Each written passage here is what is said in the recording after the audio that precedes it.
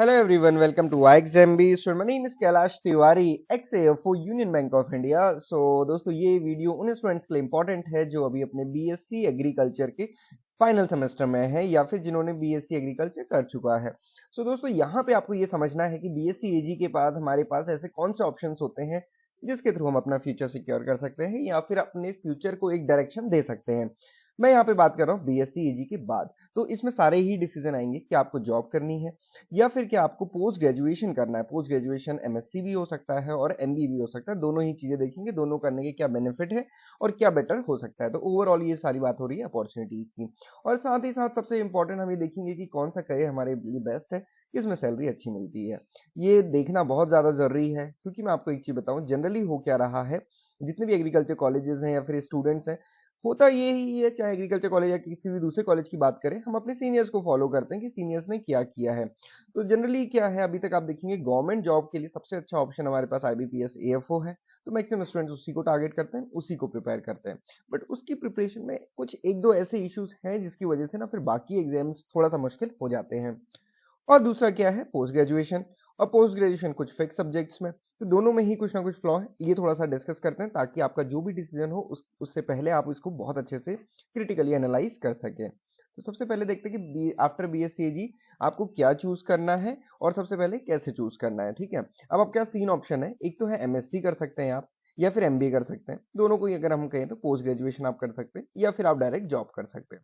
Job government भी हो सकती है और जॉब प्राइवेट भी हो सकती है। दोनों जॉब में कोई दिक्कत नहीं है, प्राइवेट जॉब्स बहुत अच्छी होती हैं और करनी चाहिए।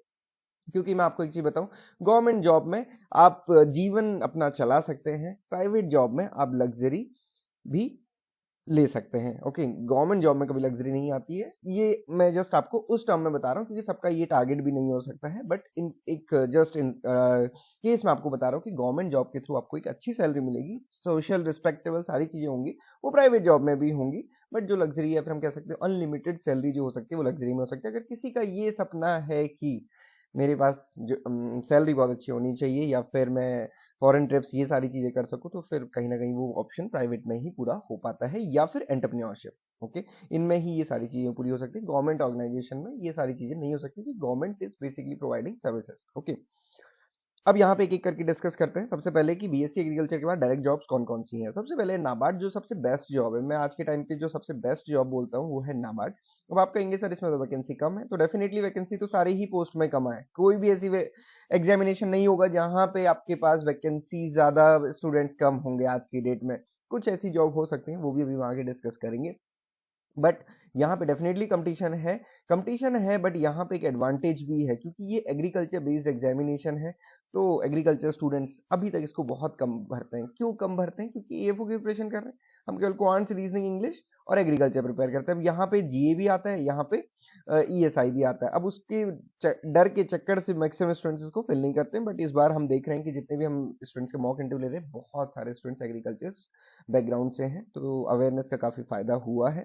तो ये चीज आपको टारगेट लेके चलनी है। और यहाँ पे सबसे अच्छी चीज मैं आपको बताऊं, स्टार्टिंग में ही जो आपकी सैलरी होगी फर्स्ट मंथ से ही वो 1 लाख प्लस होगी। ओके, देन आईबीपीएस एएफओ है 65,000 प्लस। यहाँ पे सैलरी रहती है, बैंक में है, फील्ड ऑफिसर की जॉब है, नो डाउट एक बहुत अच्छी जॉब है, अपॉर्चुनिटी है। यहाँ पे वैकेंसीज भी अच्छी आती है, हालांकि अभी 1-2 साल से वैकेंसीज कम यहाँ पे हो रही है, बट आगे हम और उम्मीद कर सकते हैं कि वैकेंसीज उसमें बढ़ेंगी। देन ये वाली जो जॉब है, इनमें से कोई भी जॉब आ सकती है। कोई भी एक, मतलब एफसीआई आ सकता है। लास्ट टाइम एफसीआई एजी 3 का और एफसीआई मैनेजर का हुआ है, तो अभी एजीएम को हम सोच सकते हैं, बट एजीएम क्योंकि कम्पिटिटिव थोड़ा सा ज्यादा है, वैकेंसीज कम रहती हैं। सीडब्ल्यूसी है, एसडब्ल्यूसी है या इफको है, ये सारे एग्जामिनेशन में से कोई भी एक एग्जामिनेशन आ सकता है। ये दोनों तो आएंगे हैं, ये रेगुलर है, इन दोनों को टारगेट किया जा सकता है। ठीक है, अब इन दोनों को टारगेट करने में होता क्या है ना, आप जब ये एग्जामिनेशन, कोई सा भी एग्जामिनेशन ये आए या फिर ये वाले एग्जामिनेशन आए, तो हमको थोड़ा सोचना पड़ जाता है। क्यों सोचना पड़ जाता है? क्योंकि हम एएफओ में ना केवल क्वांटिटेटिव इंग्लिश एग्रीकल्चर पढ़ते हैं। तो इसलिए अगर आप नाबार्ड टाइप एग्जामिनेशन को प्रिपेयर करते हैं ना, तो आपके सारे एग्जाम एक साथ प्रिपेयर होते हैं। इसलिए मैं हमेशा कहता हूँ कि नाबार्ड टाइप एग्जामिनेशन को आपको टारगेट करना है, क्योंकि यहाँ पे आप 8 सब्जेक्ट्स पढ़ते हैं। और बीएससी के टाइम से अगर पढ़ना शुरू करेंगे ना, फिर तो आपके सारे एग्जामिनेशन इजीली क्लियर होंगे। हालांकि आपका नाबार्ड ही क्लियर होगा सबसे पहले तो, बट बाकी एग्जामिनेशन और इवन बैंक पीओ जिससे हम डरते हैं वो भी क्लियर होगा। यूपीएससी या फिर आईएफएस ये वाली जॉब है, डीआरडीओ, डीएमआरसी, इसरो, ये इनमें से कोई भी जॉब आ सकती है। जैसे इस बार अभी इसरो में आई है वैकेंसीज, डीआरडीओ में पहले आई थी, तो ये थोड़ी सी हम कह सकते हैं कि किसी ईयर में कोई आ सकती है, कोई नहीं आ सकती है, बट नाबार्ड एएफओ तो आती है, स्टेट गवर्नमेंट भी आती है।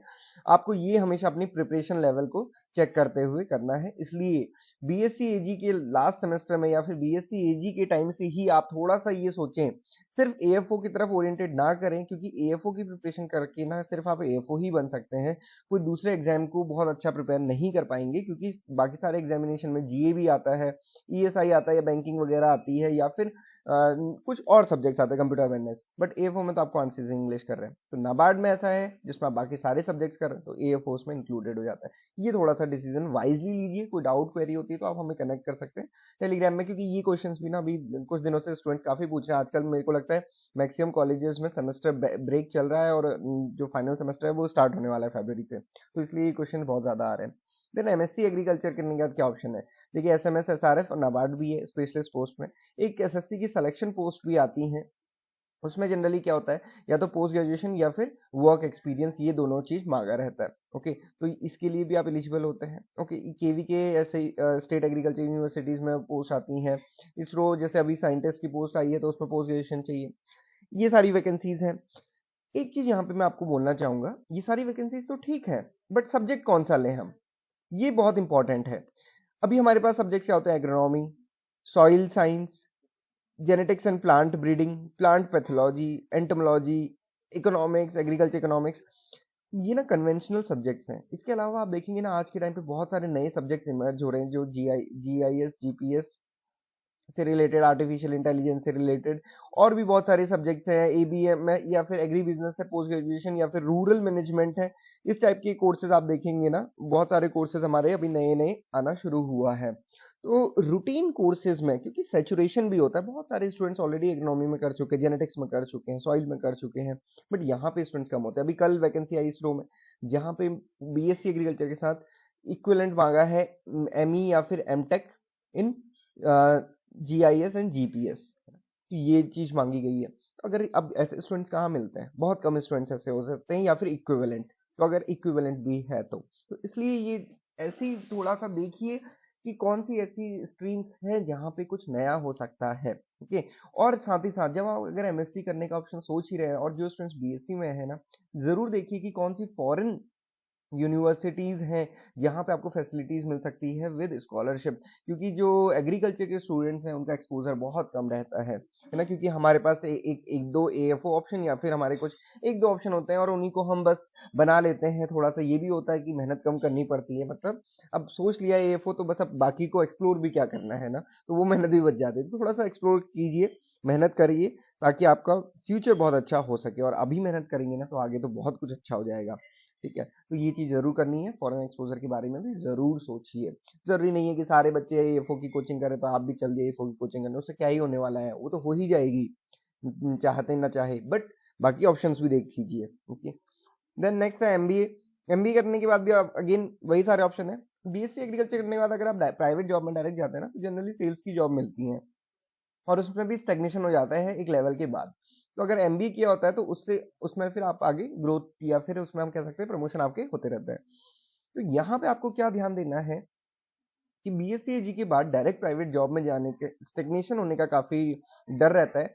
तो ऐसे में ना आप प्राइवेट बैंक्स को ज्वाइन कर सकते हैं, अगर आपको किसी भी फाइनेंशियल रीजन से करना होता है। तो इसके लिए देखिए दो ऑप्शन है, या तो कैंपस प्लेसमेंट है, या फिर बैंक्स की डायरेक्ट रिक्रूटमेंट है, प्राइवेट बैंक्स की। अब मैं बैंक्स के लिए क्यों आपको कह रहा हूँ, हालांकि इसमें भी सेल्स का ही काम करना होगा, तो होता ही एएफओ में भी सेल्स का ही काम है, डायरेक्टली इनडायरेक्टली सेल्स भी और रिकवरी भी, ये दोनों ही ऑप्शन है, बट वो गवर्नमेंट है इसलिए हमें थोड़ा सा अच्छा लगता है। तो यहाँ पे आपको क्या करना है, कैंपस या फिर प्राइवेट बैंक्स में डायरेक्ट रिक्रूटमेंट से कैसे भी ज्वाइन कीजिए। करना क्यों है, क्योंकि कई सारे ऐसे एग्जामिनेशन है, जैसे आरआरबी एएफओ है, या फिर आप देखेंगे बहुत सारे वैकेंसीज आती हैं जहाँ पे ना बैंकिंग एक्सपीरियंस मांगा जाता है। तो जहाँ पे बैंकिंग एक्सपीरियंस है और आपके पास बीएससी एग्रीकल्चर है, फिर आप ऐसे बहुत कम स्टूडेंट होते हैं, और फिर ये डायरेक्ट स्केल 2 है, तो आप यहाँ पे डायरेक्ट एक लीप ले सकते हैं।